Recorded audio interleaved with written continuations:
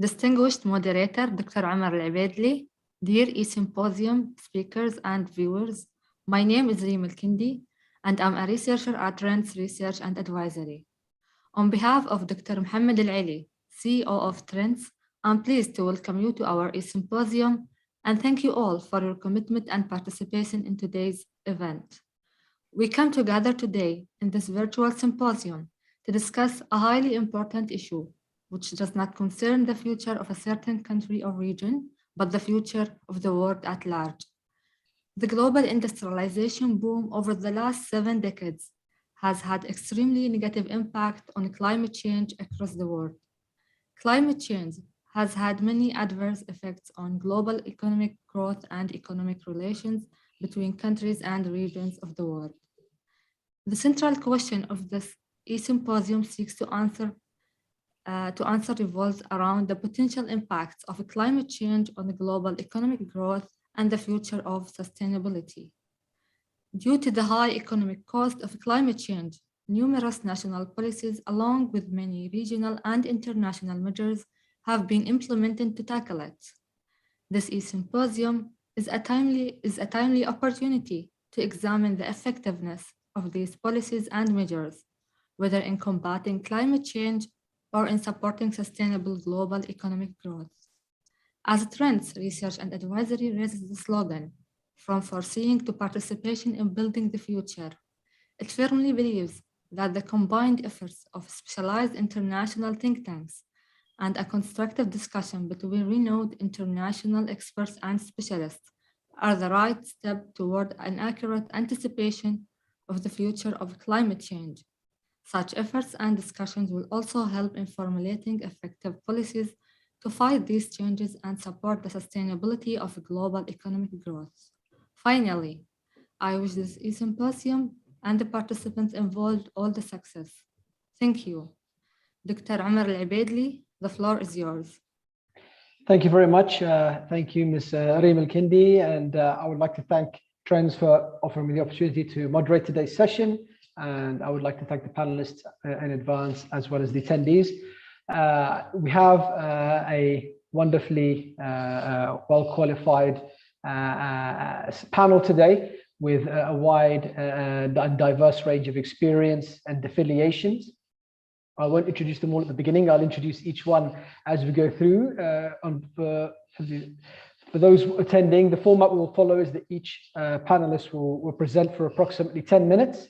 And then we will have an opportunity for an open discussion, and you can use the various Zoom tools, as you know, to pose your questions, whether it's the chat or the Q&A box.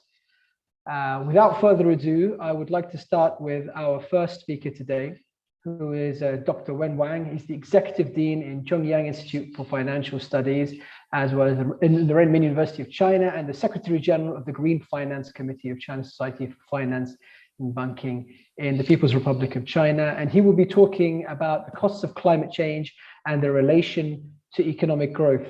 Dr. Wen, please, the floor is yours. Thank you. Thank you for the wonderful invitation. I prepared a presentation. I want to share the presentation with my friends. So thanks again for giving me the wonderful opportunity to introduce China's carbon neutrality action. So actually, we all know that 1 year ago, last year, September 22, the China national leader, President Xi Jinping, made a commitment in the UN that China will have CO2 emissions peak before 2013 and achieve carbon neutrality before 2016. I think this is a very, very, very important announcement. So seeing that 1 year passed, in the past 1 year, China's ministries and China province and local cities and those all the sectors, they all push the carbon neutrality plan and push the low carbon transition. So nowadays, I have to tell you, my friends, that carbon neutrality for Chinese It's not only an international competition, that also a domestic industrial economic wide revolution. And so I'd like to share China's policy designing. First is that nowadays the illusion of the carbon neutrality into the top level design and strategic deployment. So not only in the last year, the Central Economic Work Conference, I mean, which is the top economic policy decision level, we decided that we want to push the carbon neutrality and make the carbon neutrality as one of the most important work of all the country. And also our state councillor push the economic system guiding, and also our new 5-year plan still has a carbon neutrality. This the top level designing, and the ministry level. I just listing not only the People's Bank of China. This is our central bank, and also our National Development and Reform Commission, the Ministry of Industrial and Information Technology, and also the Ministry of the Ecology and the Environment, and also the Ministry of Commerce and Ministry of the Housing, Ministry of our Science and Technology, and Ministry of Agriculture. All the ministries and the commissions in China have responded positively and issues a share of key policy on carbon neutrality. And then the province and the local cities, they are all actively laying out local dual carbon goals during the new 5-year plan. So let me share the China's the main industrial sectors. I share the structure of the carbon emissions. First is power sectors. Power sectors has 40% to 45% of the carbon emission. And then the industrial and manufacturing, 25% to 35%. And then the transportation, 7 to 9%, and the construction sector, 10 to 15%, and the agriculture of the country.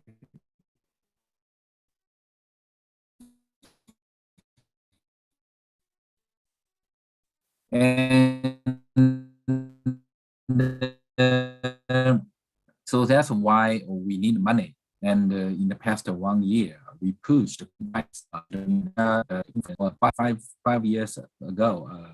China started the green finance process, and now China become especially last year, we had more green low balance into the carbon neutrality, and a lot of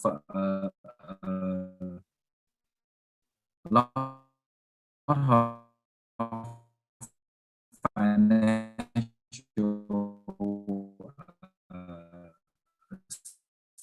sectors. This year we market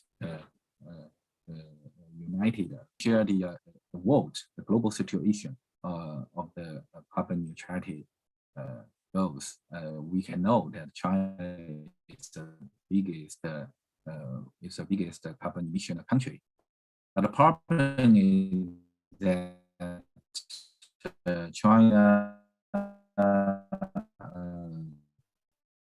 the per capita carbon emission are very low.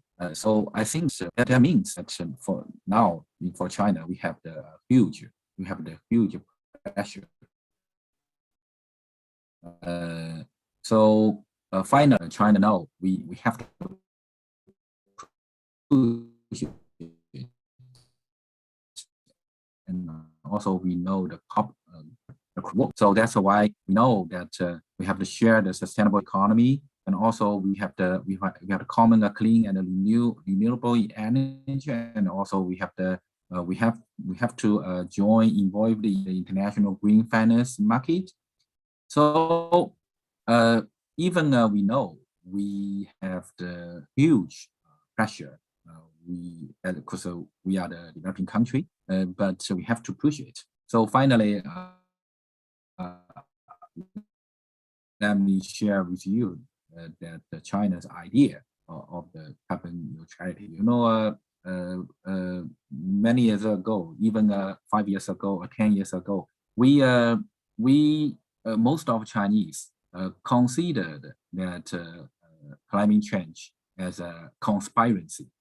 But now we know that we really identify climate change, and we know that China has to involve in with the climate change. So now we identified the value of the carbon neutrality for China's micro reform. We identified it as the fourth industrial upgrading revolution. Firstly, in the terms of society, carbon neutrality will enable China's liquefy its social economic complex system with a green as its core and orientation. And the second, in the developing level, we think that the carbon neutrality and also the low carbon evolution will improve our national power. And the third is in the financial level, we think that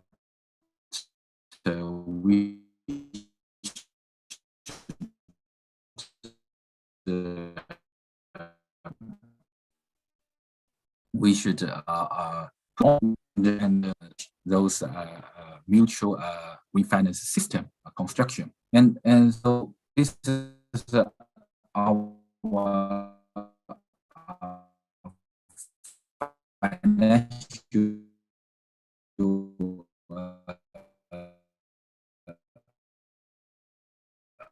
our micro value, and also the have 2 minutes left, Dr. And then in the improvement. Okay. So finally, let me see. Finally, so that's the thing. I think that in sum, I think that nowadays carbon neutrality even is very new terms, but for Chinese, we try our best to push the evolution of the carbon neutrality. So this is what I want to share. Thank you.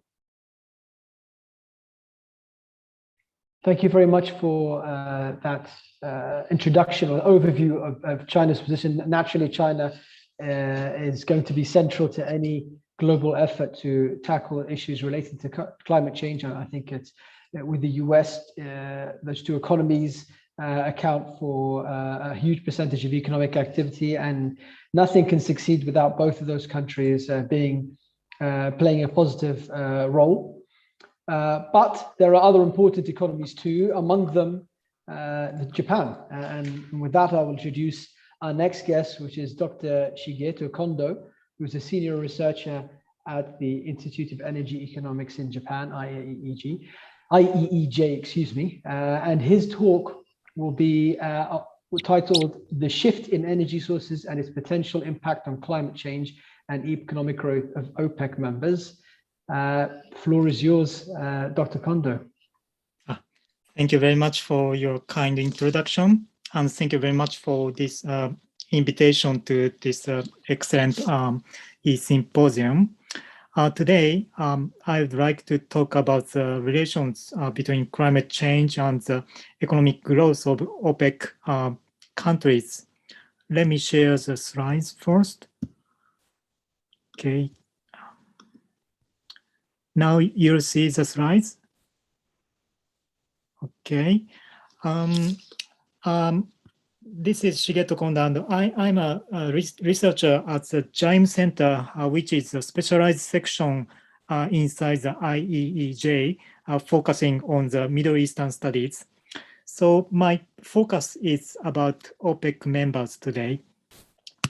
So now in the world, there is a strong trend for the carbon neutrality.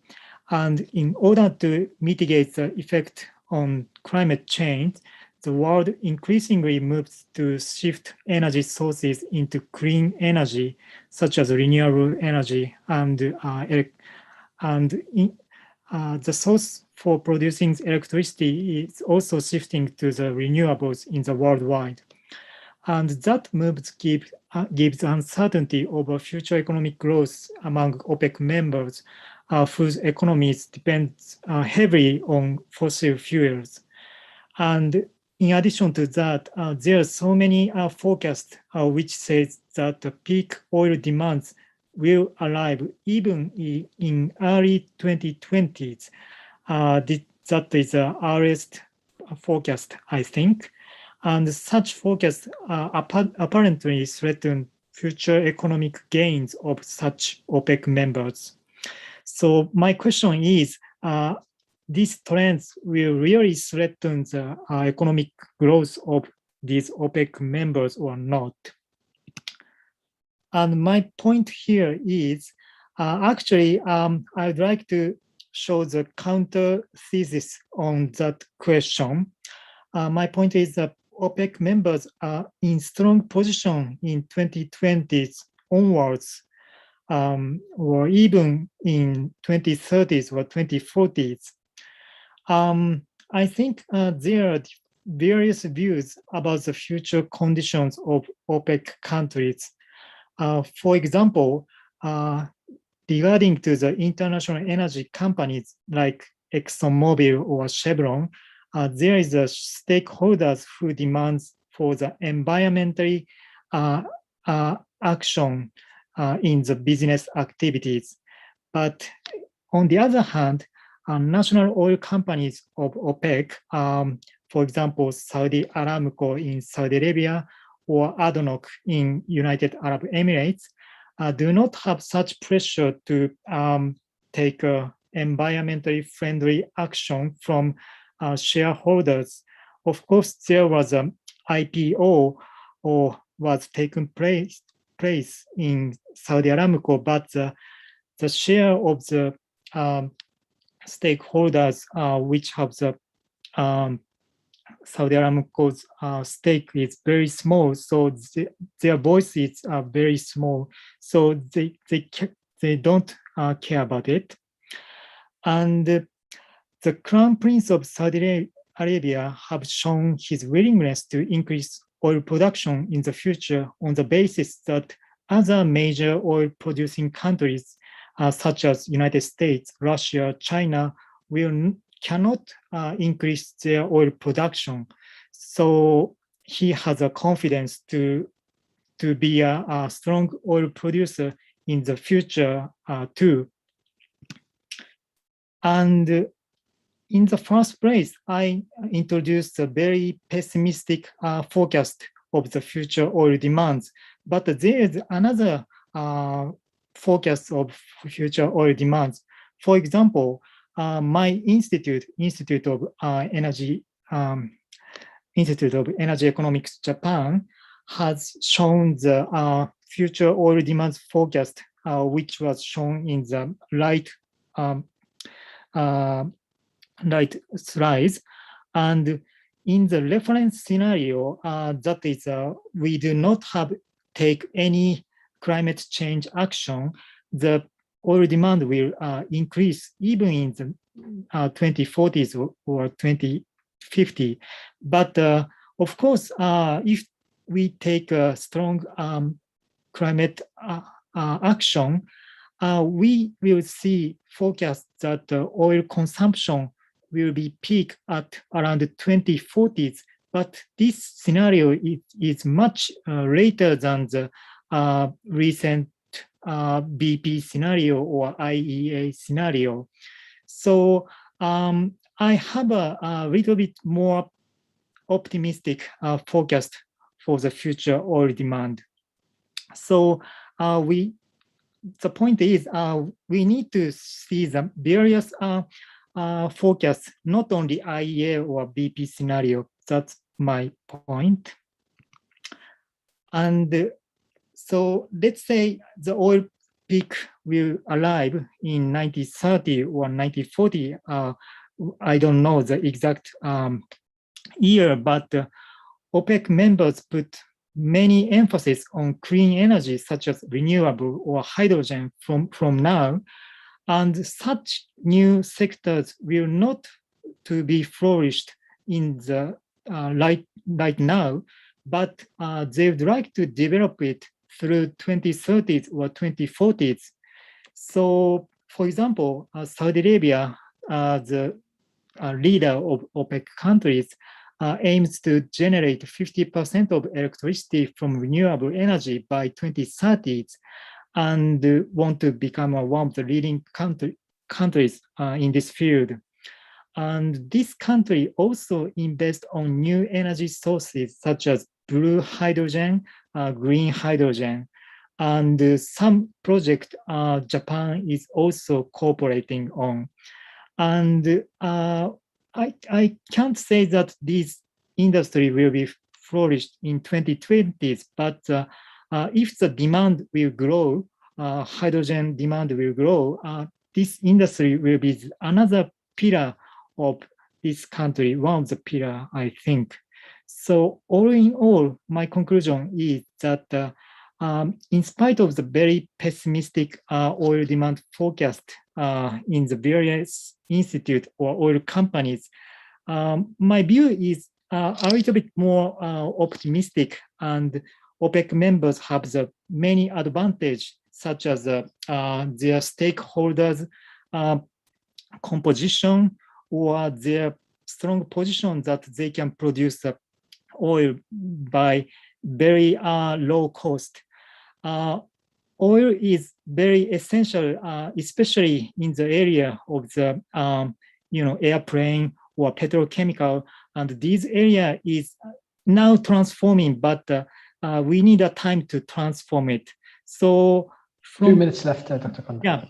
Yeah. So until transformation will be completed, oil is needed, and the OPEC countries are now becoming more ready to the clean energy more and more.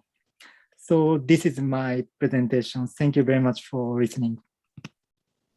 Thank you very much, Dr. Kondo. Yes, you're absolutely right. That's definitely a lot more optimistic outlook for OPEC countries that I'm used to hearing. I'm used to hearing something very negative, living in a country that is a member of OPEC Plus. I'm from Bahrain. But there you go. I'm glad I had the opportunity to listen to that. Our next speaker is from the Republic of Indonesia, and he's Dr. Venkatachalam Anbumuzi, and he's Director of Research Strategy and Innovation at the Economic Research Institute for ASEAN and East Asia, which is known as ERIA. And he will be talking about the viability of current policies and their impact on global economic growth generators. Dr. Anbumuzi, the floor is yours. You have 10 minutes. And you're on mute at the moment, Dr. Anbumuzi. We can't hear you.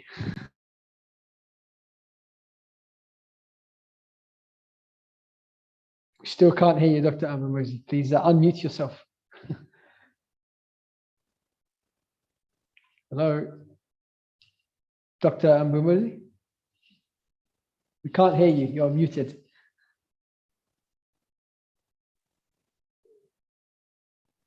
Can you hear me now? Yes, now we can hear you. Thank you.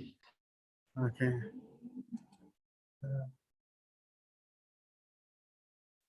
Okay, nice. Sorry.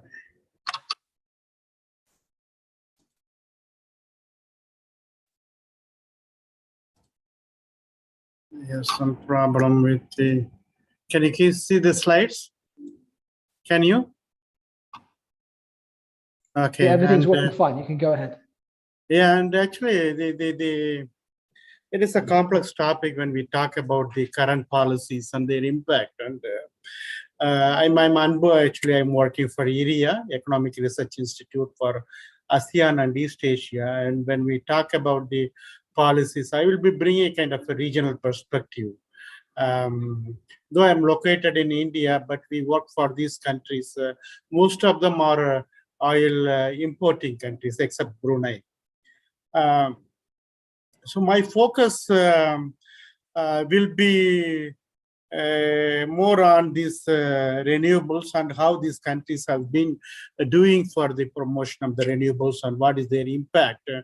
And this is a kind of map, there is a policy map that we have in this region. And you see there is several supporting policies has been evolved and during the past 20 years in support of basically to increase the renewable energy share in the final energy mix. This green side is a kind of a policy support or the regulatory approaches that governments in this region and has been taking up, and it falls into two categories: the overreaching policy support and the project level assistance.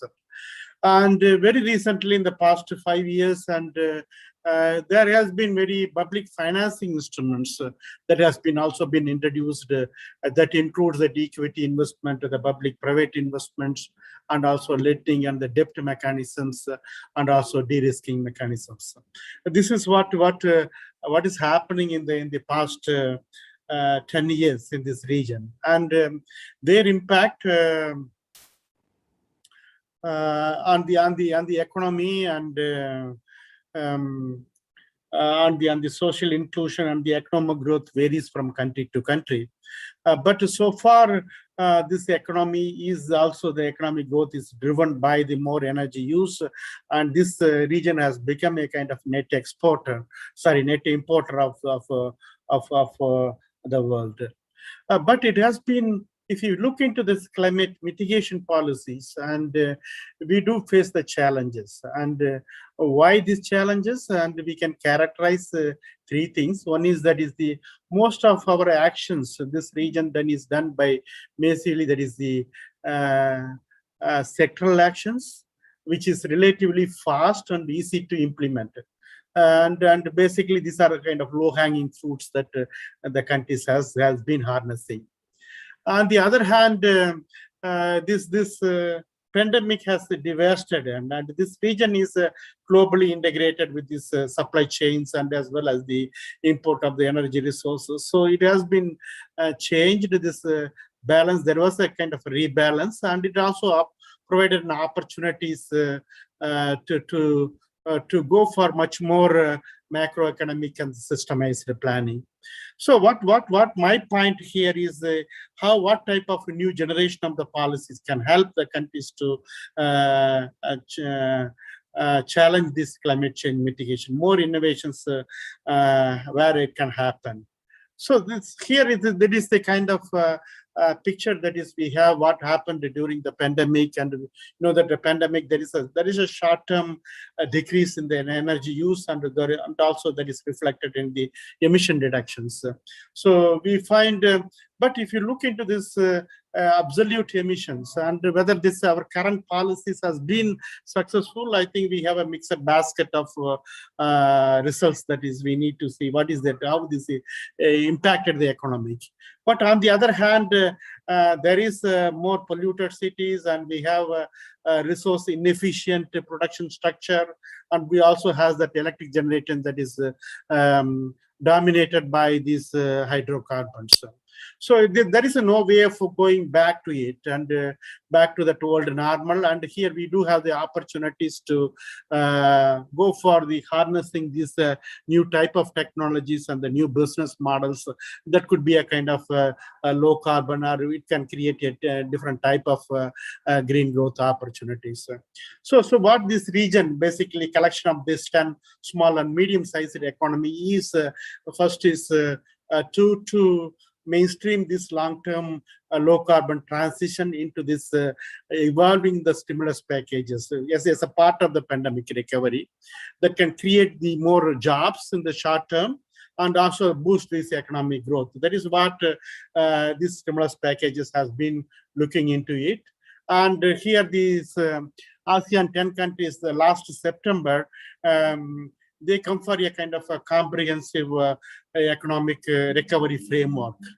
at the region level, and it is built upon these three strategies. One is enhancing the health system, because still many countries are recovering from the pandemic, and there is a continued need for it.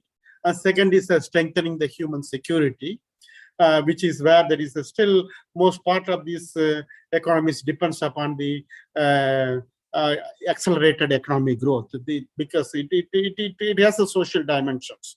Social inclusion has to be done. And the third one is that is the economic integration, and that will have further implications for the increase in the energy use.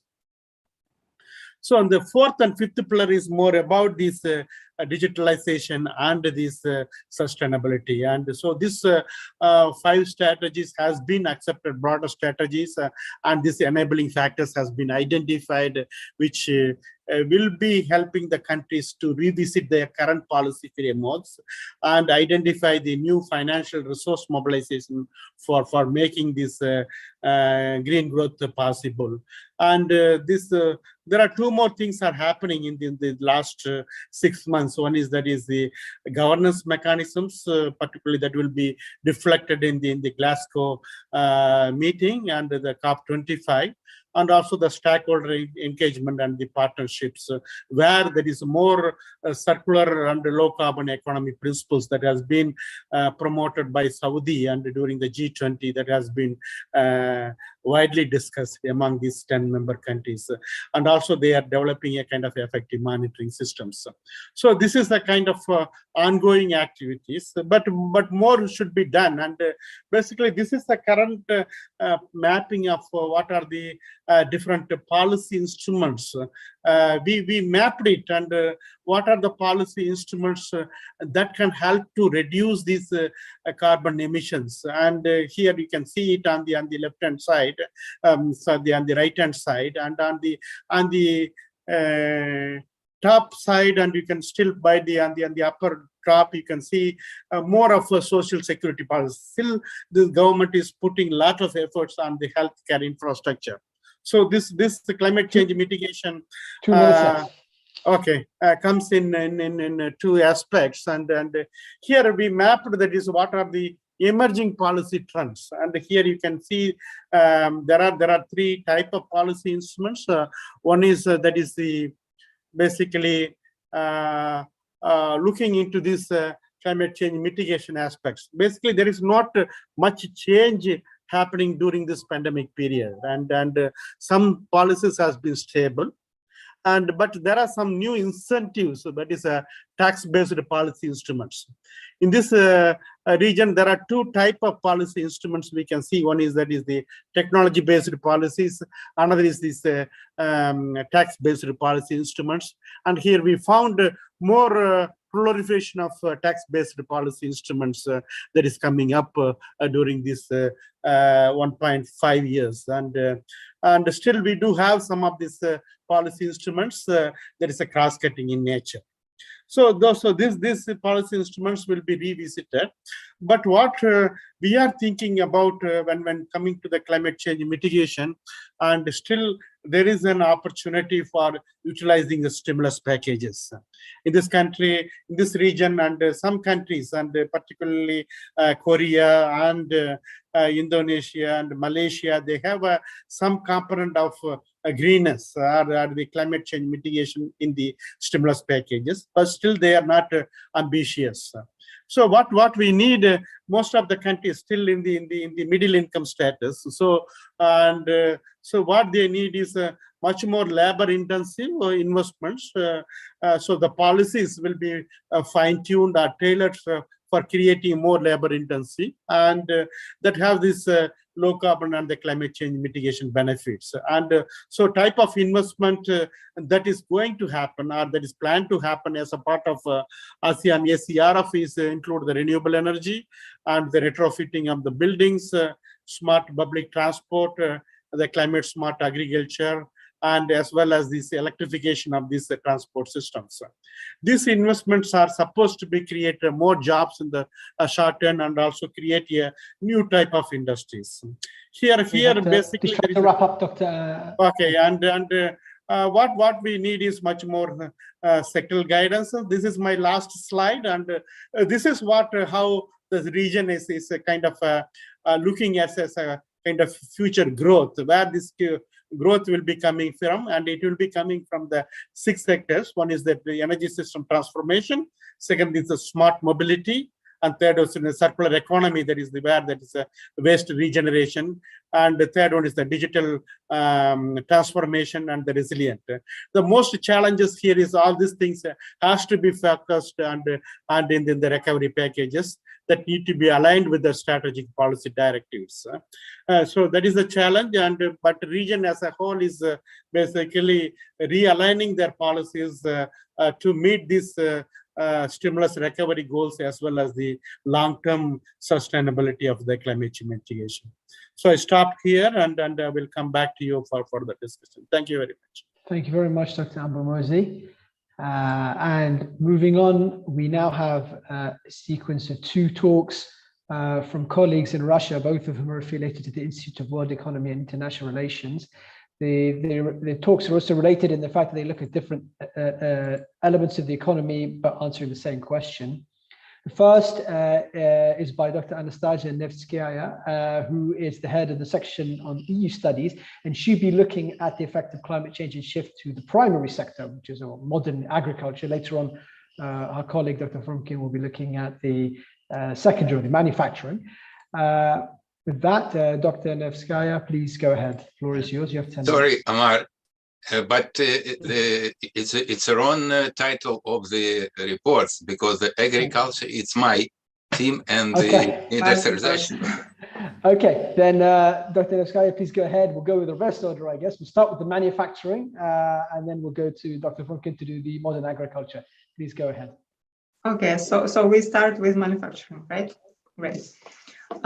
Thank you very much for inviting me to this event. It's very, very interesting reports from the colleagues. I hope to give some point from our institute, which is based in Moscow. So I'm trying to demonstrate my screen.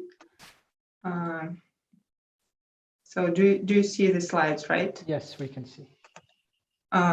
Great. So my topic is about the interconnection between the climate change and industrial development. It's very, very big, it's huge, and multidimensional, and includes very many aspects. So I'm going to concentrate on a tiny part of it, mostly on international aspect, illustrating it with some practical issues from Russia and European Union relations in industrial trade, as it is a very burning issue now.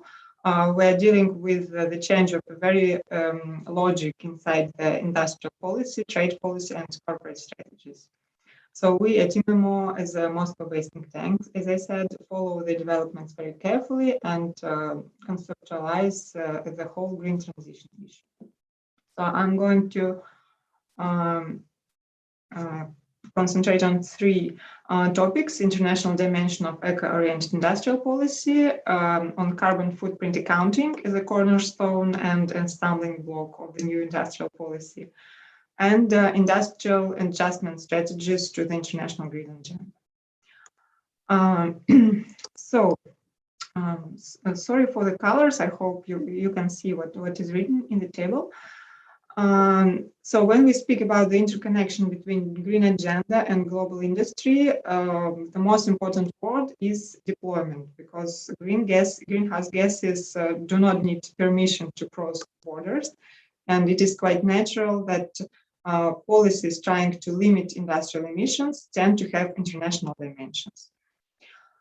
There are 2 main approaches to study the effect of introduction of domestic and transboundary charges for industrial emissions. One is the positive approach, Porter's hypothesis.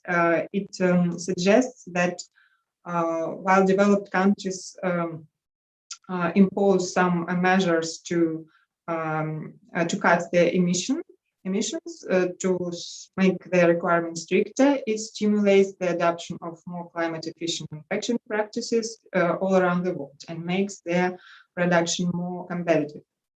The other negative suggestion is pollution paradise hypothesis, which says that, for example, European Union has high standards and it leads to lack of competitiveness of their companies, while the corresponding products are purchased from manufacturers from countries with less strict climate standards. And we call it carbon leakage. Actually, if we look at practical experience, most of the studies of practical experience are based on the European emissions trading system, because it's a very extensive experience. And it says that, border hypothesis is more reliable, so to say, because as a result of climate and energy policies, European exports seems to become more technology intensive and more competitive. And the studies of existing experience with these carbon taxes inside the EU show that there are no significant evidence of lack of competitiveness of European companies arising from the emission trading system, because there are quite other factors which are more important for the companies, like geographic location, infrastructure, availability of raw materials, components, skilled workforce, and others. Despite of this rather extensive theoretical material that casts doubts on effectiveness of transboundary carbon pricing mechanism, there are quite a lot of countries thinking about introducing it, and European Union is a pioneer, but also Canada, United States, and United Kingdom thinking about introducing such a measure. The mechanism planned by the European Union is a tax on carbon footprint for the EU importers. And it's quite an important milestone on the way to the formation of global carbon management system. If successful, it would allow achieving such called Brussels effect in climate regulation, when the standards applied in a number of industries in the European Union will, in one way or another, applied to export-oriented industries all around the world. And Russia here is the first to be hit by it. Actually, as you can see on the slide, the tax will affect Russian supplies to the European Union in the amount of 7 billion euros, and it's quite a big part of total exports of goods from Russia to the European Union. And the suppliers of Russian goods will pay for their carbon footprint at least 1.1 billion euros, and it's equivalent to an additional import duty of 16%. So it's quite sensitive. The very important question is how to monitor the emission cuts, and how to count the tax, actually. And here we come to carbon footprint accounting, which is a very important thing, and actually the need to impose an international standard to count this footprint, this need still persists. Until recently, in the Russian regulatory framework, there was no obligations for the companies to provide any data on greenhouse gas emissions. It appeared in an adopted but not yet effective law. This law will work only from 2023. And there is a methodological complexity, so how you count the carbon footprint just from direct emissions, which took place at a specific enterprise, so-called scope 1, or you count indirect emissions which occurred at the previous stages of the technological chain, like producing heat and electricity. Or you also may take into account raw materials and components, which is a huge part of the emissions, and it is scope 3. And what European Union suggests now in its carbon border adjustment mechanism, it is quite a compromise. So it's going to take into account direct emissions, but including heat, and also indirect emissions, but when they are significant, so quite quite difficult to realize what is going on to what are we going to have in reality. And of course, carbon price issue is very important because then this tax is connected with carbon price, and you know we have carbon price rally in 2021. 2 minutes left. And my very last point is about the strategies to adjust to all this stuff. Modernization is for developed countries, is for those who are in the head of this green transition. And of course, it's very, very expensive. The need for multi-billion-dollar investments in the creation of low-carbon technologies and subsequent modernization of production dictates cooperation of many companies and countries.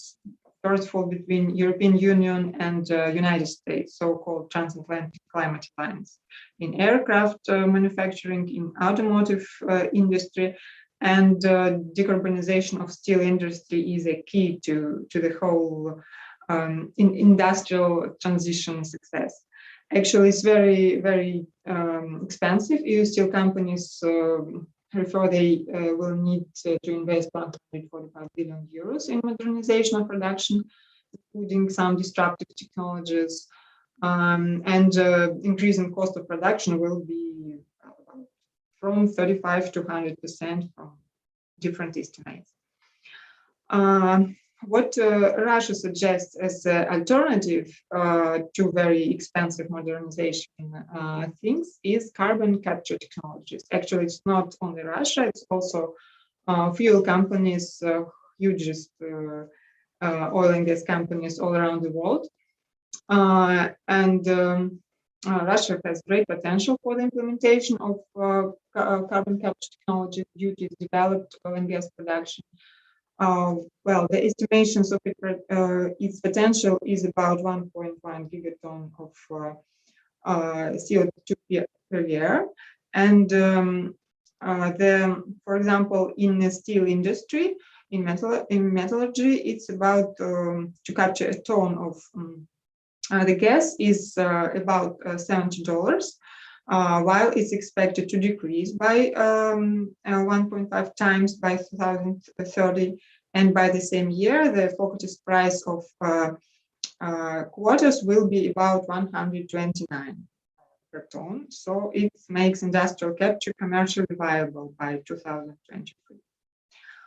Such an approach, on one hand, will make it possible for these companies, oil and gas companies, to be within the framework of the environmental agenda, and on the other hand, to make it possible to go on using fossil fuels as a source of energy. The main difficulty is, of course, to make developed countries, first of all, European Union, to recognize such mechanism. The third alternative. Dr. Nevskaya. Yes, I'm finishing.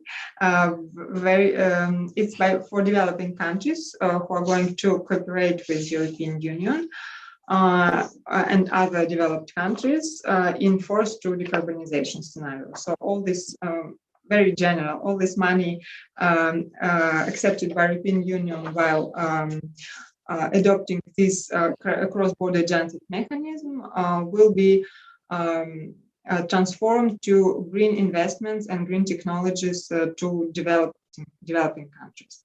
And actually, my point of view is that we're going to witness some combination of all these three scenarios in the coming years, and I hope they will be useful to mitigate the climate change consequences. Thank you. Thank you, Dr. Nevskaya. Yes, the European Union has a track record recently of being very good at bureaucracy and regulation, not necessarily very good at innovating the solutions, or perhaps not as good as they used to be, but we'll see what happens, as you say. It's now we move backwards in the production chain to the agricultural sector. We have Dr. Nevskaya's colleague, Dr. Boris Frumkin, who's the lead research fellow at the Institute of Bioeconomy International Relations. And his talk is on the, as I say, correlation between climate change and the shift to modern agriculture. The floor is yours, Dr. Frum. Can you have 10 minutes? Thank you, Dr. Amar. Do you hear me and see me well? Yes, I can hear you and see you well. Thank you. Dear colleagues, I'm afraid that my short report will be a little less optimistic than most of the previous. Among the existential global problems, food and climate are especially significant. First is more priority in the short and medium term, and the second is more strategic in the long term. It is necessary and possible to save people from hunger right now, because the world food production is growing faster than the world population, minimum the 10 or 15 last years. The fight against climate change will require much more effort and time. These problems are closely interact. However, until recently, we tried to solve them separately within the framework of independent, loosely connected, and sometimes mutually contradictory policies. The situation was particularly clear, revealed by the COVID-19 pandemic. It prompted the world community to develop a strategy for an integrated solution on the food and climate problems in order to transfer their interaction from the lose-lose to the win-win format. A start to this process was given by the first UN Food Systems Summit on September 23rd this year. As UN Secretary General Antonio Guterres said, talking to the world leaders, you are leading the way to food system that can drive the global recovery in three fundamental ways: for people, for the planet, and for the prosperity.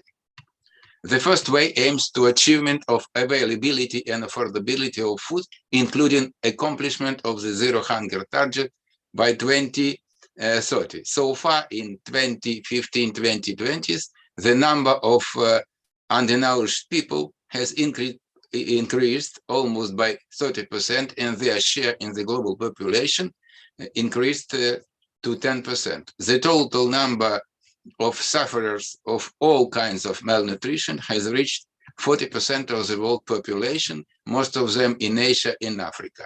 And the COVID pandemic has stressfully worsened the situation. With current trends, in 2030, we can expect not zero hunger, but more than 600 million undernourished people, 8% of future world population.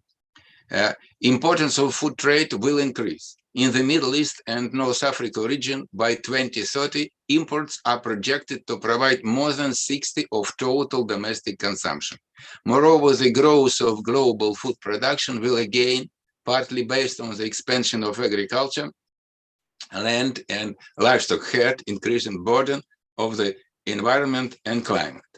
This reinforces the relevance of the second way, aimed at breaking the current vicious circle in which food production and consumption have become one of the key factors of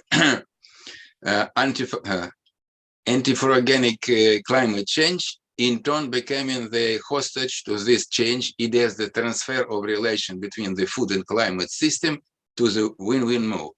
The food system accounts for 21 to 37% of total net anthropogenic emission of greenhouse gases that cause the global warming. Agriculture itself accounted for around 13% of carbon dioxide, and for especially warming aggravating 44% of methane and 81% of the nitrous oxide emissions. But we cannot talk about the fully carbon neutrality agriculture, because agriculture predominantly based on the transformation of carbon. And anyway, without the adaptation of anti-emission measures, by 2050, the volume of these emissions may increase by 30 to 40%. And on the same time, food systems accounts for 25% of all damage and losses caused by droughts, storms, and floods, and their negative effect is amplified. For example, by 2050, climate change could produce up to 20% loss in the EU agriculture income. And the food vulnerable regions of Africa, Middle East, South and Southeast Asia, where about 15% of the world population live, can lose 5 to 12% of crop yields and will suffer the most. Therefore, this path involves the mutual integration of elements of the food and climate system through mitigation of the consequences of the functioning of the food system on climate system and adaptation of the food systems to climate change. In the short and medium run term, mitigation is more attractive as it is simpler and more economical solution. However, in the long run, adaptation is more important, so it should be priority at national or regional levels. At farm level, it's advisable implementation of mixed mitigation adaptation measures from simpler, for example, diversification of structure and adapted crops to the high-tech precision farming. The third way is designed to support the prosperity of farmers. It requires increased financial and institutional support for adaptation investment, especially for about 5 million smallholder farms having less than 2 hectares. They do not have the means for mitigation and adaptation, and their ruin is fraught with the loss of roughly 35% of world's food, increasing the poverty in the rural regions and mass internal migration, gradually development in external migration with all the negative effects. FAO currently estimate annual impactful investments to the countries in most need at from $40 to $50 billion to end hunger by 2030.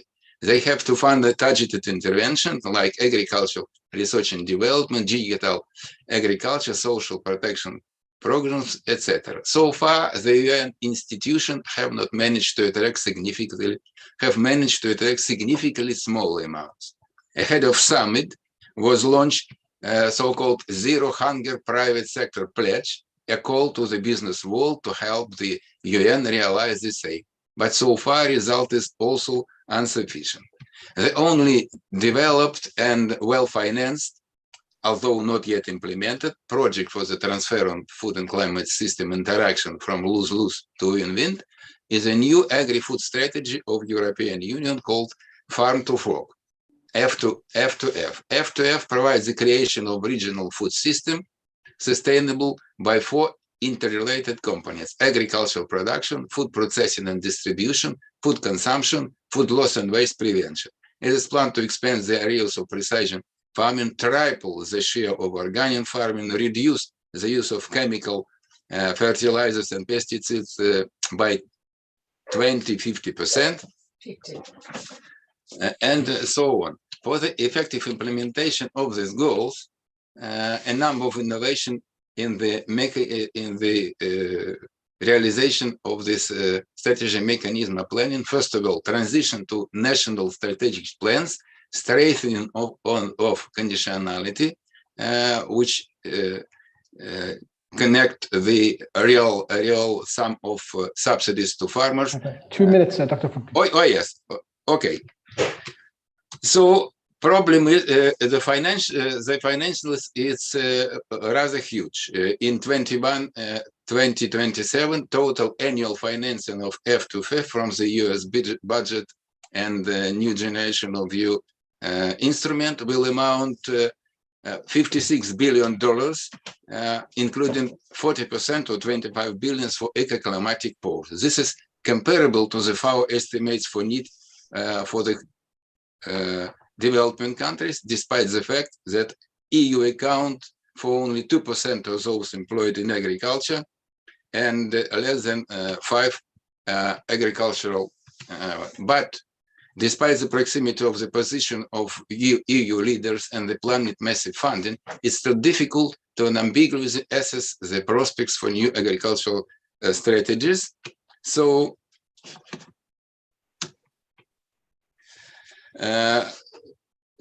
the start of the implementation of the strategy has been postponed from 2021 to 2023 because solving these issues will require additional time and effort. Otherwise, some experts may be right who believe that the current version of the strategy if fraud with a reduction in agricultural production in the EU by 12%, gross farm income by 16%, agri-food export by 20%, while food prices increased by 70%. Apparently, for the world as a whole, the transition to win-win format can be much more difficult, costly, and lengthy than it seems today. Thank you for your attention. Thank you very much. Yes, I think you're absolutely right that after the relative optimism of Dr. Wang Wen's talk and of the talk by Dr. Kondo, you've given us a much more sobering view of how we're going to starve to death in the next 30 years. Hopefully, some of the more pessimistic versions of predictions don't come to fruition, but we shall see. And our last speaker today, thank you for waiting patiently, is Ms. Leah Pericrest, who is Deputy Director of Operations, Europe and MENA region in the Institute for Economics and Peace in the Kingdom of Belgium. And her talk is on the regional and international measures against climate change. So a view from inside the EU. The floor is yours. Thank you very much, and thank you for inviting me to speak today. I'm going to share my screen. Can you see this all right? Yes, everything's good. Thank you. Great. So unfortunately, along with my friend here, Dr. Frumpkin, my presentation is not going to bring us a ton of joy, I would say. I also have some pessimistic outlooks here, and well, particularly also about the population change. So my presentation, I'm going to talk a little bit about one of our most recent research reports, the Ecological Threat Register, and a bit about how overseas development aid for climate could be better redirected towards other areas. So just a very short introduction to the Institute for Economics and Peace. We are a research institute that seeks to quantify peace and to understand its economic value. Our annual flagship reports include the Global Peace Index and the Global Terrorism Index. Much of our work also looks at intersectionality, such as trade, business, peace, cyber and peace, and what we're discussing today, which is going to be ecological threats and peace. We are headquartered in Sydney, Australia, and we have offices throughout the world in New York City, Mexico City, Harare, and where I'm currently sitting in Brussels. So moving on to the bulk of my presentation today, which is IEP's Ecological Threat Register. I might also refer to it as ETR.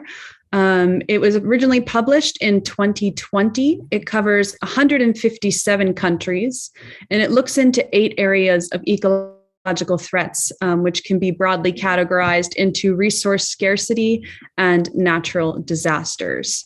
So this report is quite unique. It doesn't only map where ecological threats take place, but it also looks into the resilience of the countries that are facing the ecological threats. So for measuring resilience, we use our positive peace framework, which we've looked into tens of thousands of different databases, analyzing all of the data points to look at which areas increase levels of resilience for countries. So we've come up with 8 pillars of positive peace, we call it. It's based on factors such as high levels of human capital, equitable distribution of resources, low levels of corruption, etc. Our research has shown that when countries have higher levels of the positive peace, they tend to have stronger economies, and they tend to have higher resilience to shocks, whether they be political in nature, economic, or ecological shocks. Well, I'm not going to go into extreme depth. Please do look at our Ecological Threat Register. It goes into depth on this framework, or also our Positive Peace Framework report that's online. When I'm talking about having a higher level of positive peace and that creating more resilience to ecological threats, what I'm talking about is countries that have higher levels of positive peace. If a natural disaster occurs, because as we all know, natural disasters don't discriminate against any area of the earth. When they do occur, we find that there's less deaths from these natural disasters. Infrastructure is repaired faster, and people can return to their homes and businesses faster than compared to countries that have lower levels of positive peace. So by placing these two layers together, the one layer of number of ecological threats and the second layer of measurement of resilience, we can see which countries are able to better cope and withstand inevitable events that are related to resource scarcity and natural disasters. So I'm going to go over a couple of key findings to overall highlight where climate aid could be invested and also why it's important to invest this aid from a conflict and peace point of view.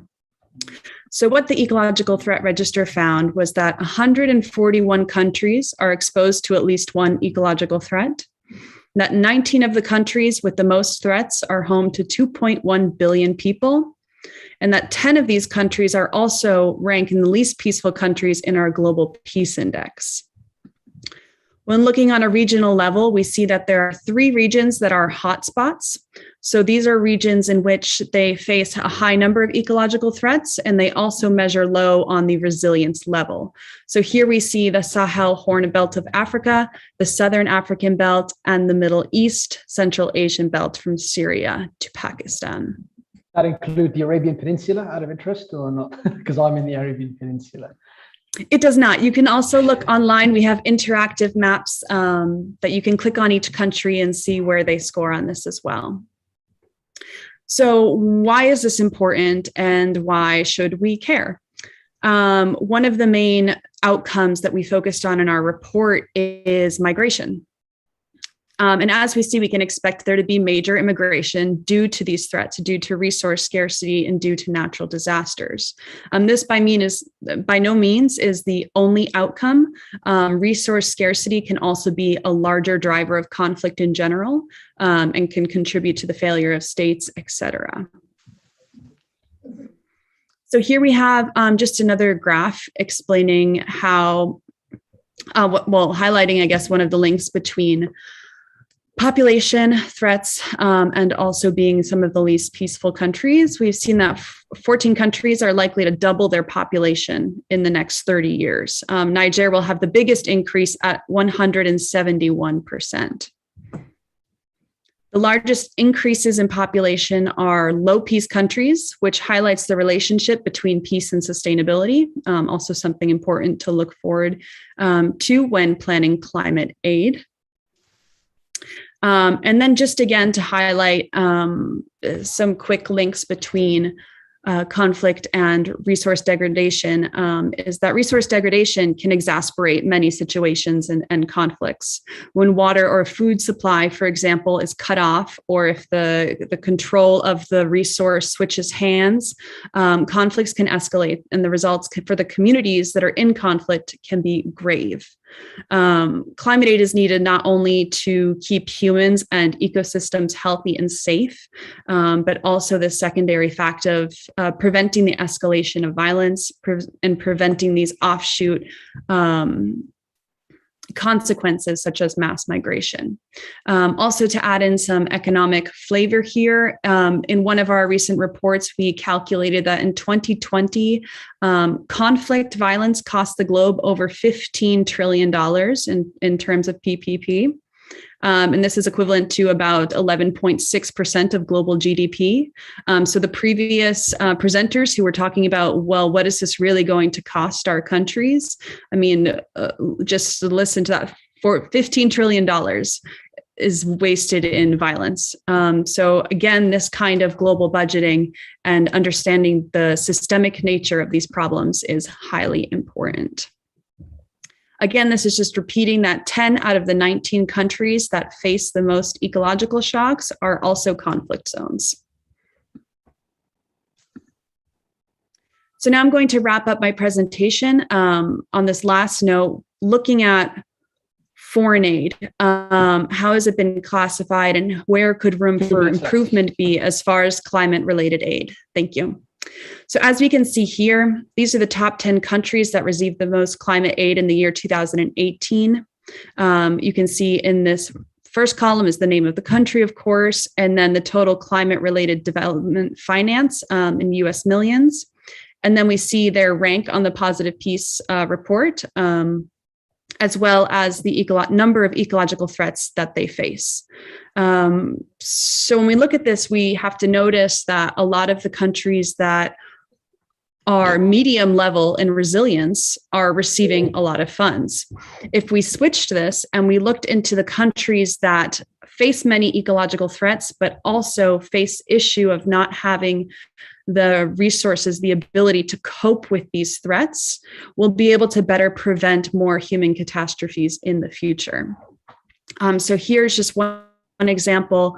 This country shows, this graph shows the countries that are at most threat, the ones with very low or deteriorating positive peace levels are those that need the attention, I would say.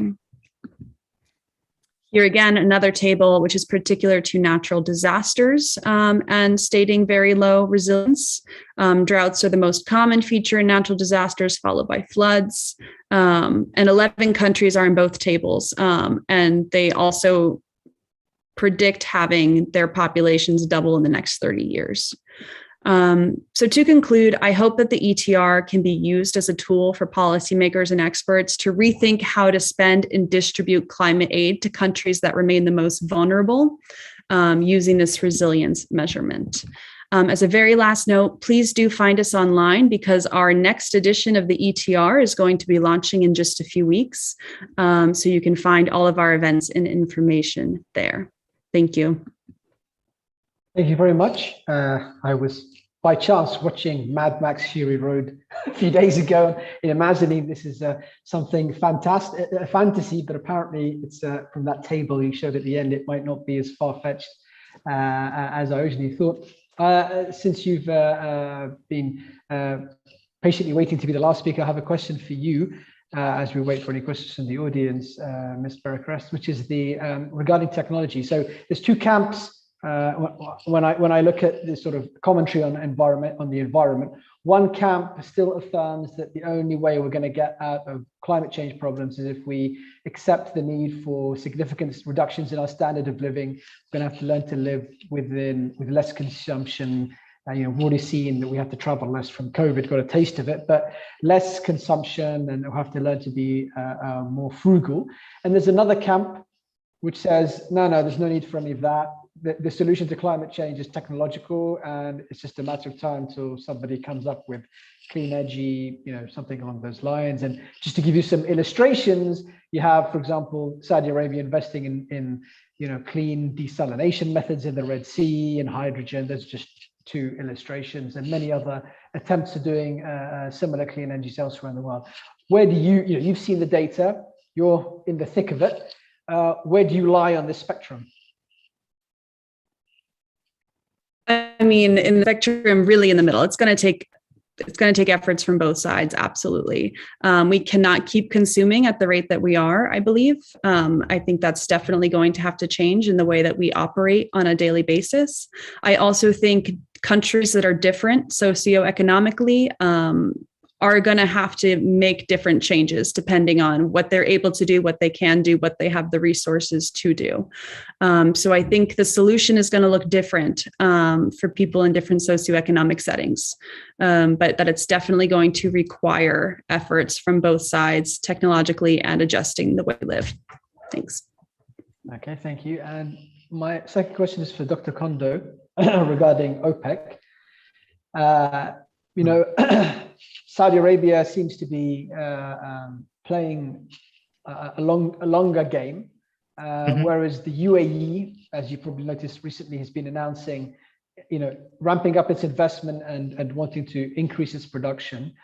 What do you think is the right strategy? Do you think that oil producers should be sitting on their oil wealth and waiting for the right time, or do you think they should be trying to get as much out now while prices are relatively high because it's going south?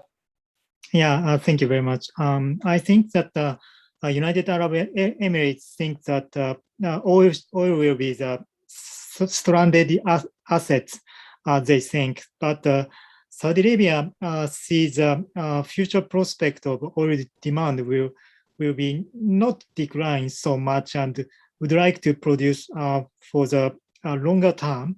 So that is a very contrasted strategy.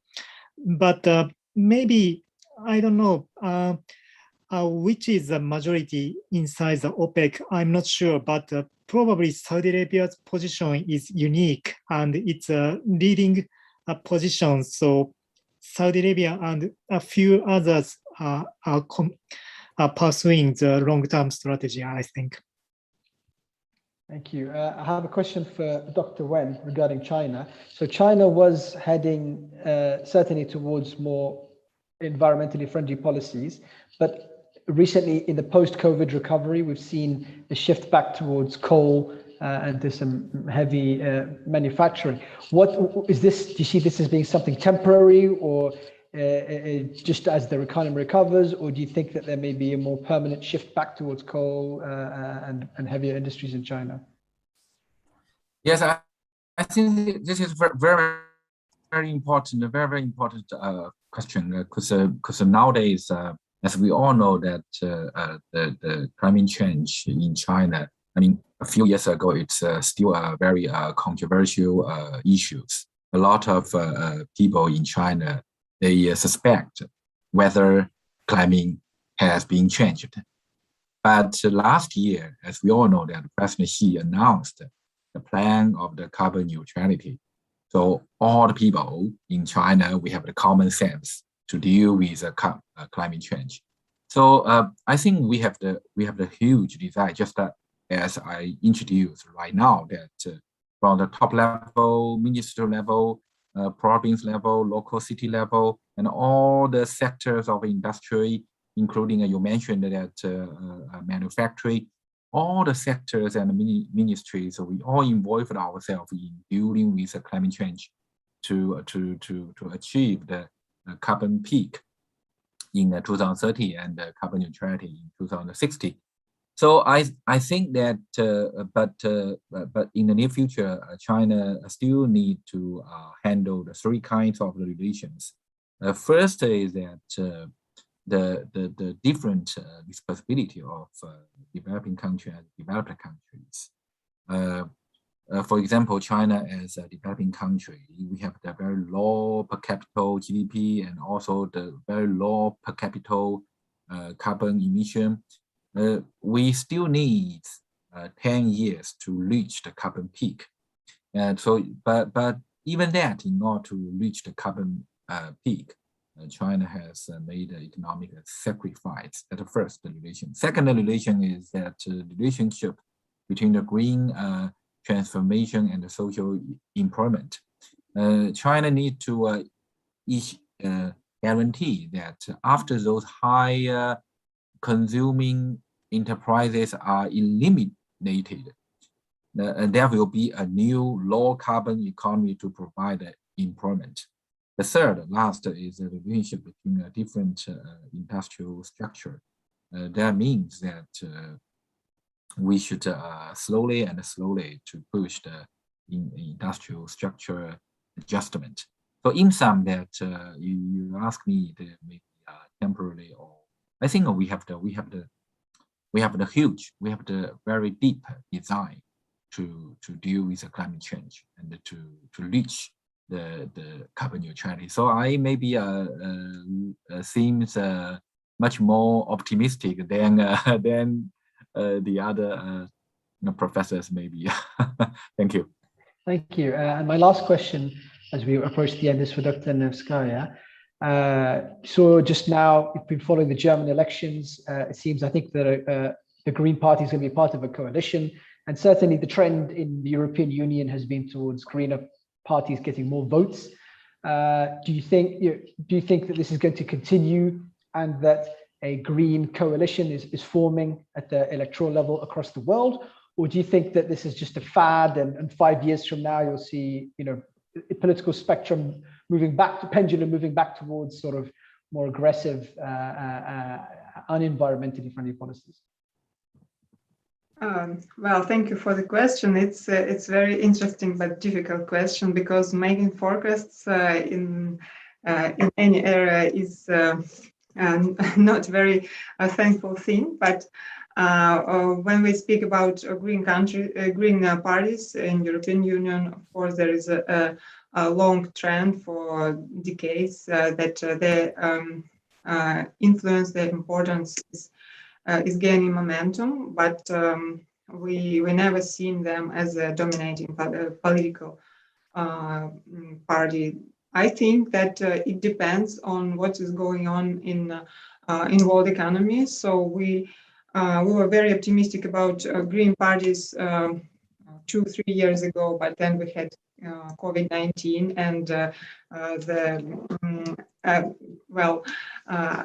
our politics changed somehow. The green agenda was not that important for some time. So if we are going very stable development, to have very stable development, I think green parties' importance is going to grow as well. And if we have some crisis, some challenges, then we are going to have more Donald Trumps or something like that. So it's quite an unpredictable thing, I would say. Thank you very much. I apologize to Dr. Franklin and Dr. Amber-Moriz. I won't get a chance to ask you questions because we've reached the end of our session today. I'd like to thank, first of all, Trends for hosting the session and all those who attended, and also would like to thank the 6 speakers who enriched the discussion today. It's very interesting, and I very much enjoyed listening to your opinions. And with that, I invite all participants to tune in to future Trends events, and I hope to see you all in person when we get back to traveling normally. And with that, I'll hand back to Ms. Reem Al-Kindi to close. Or someone at Trends perhaps to close.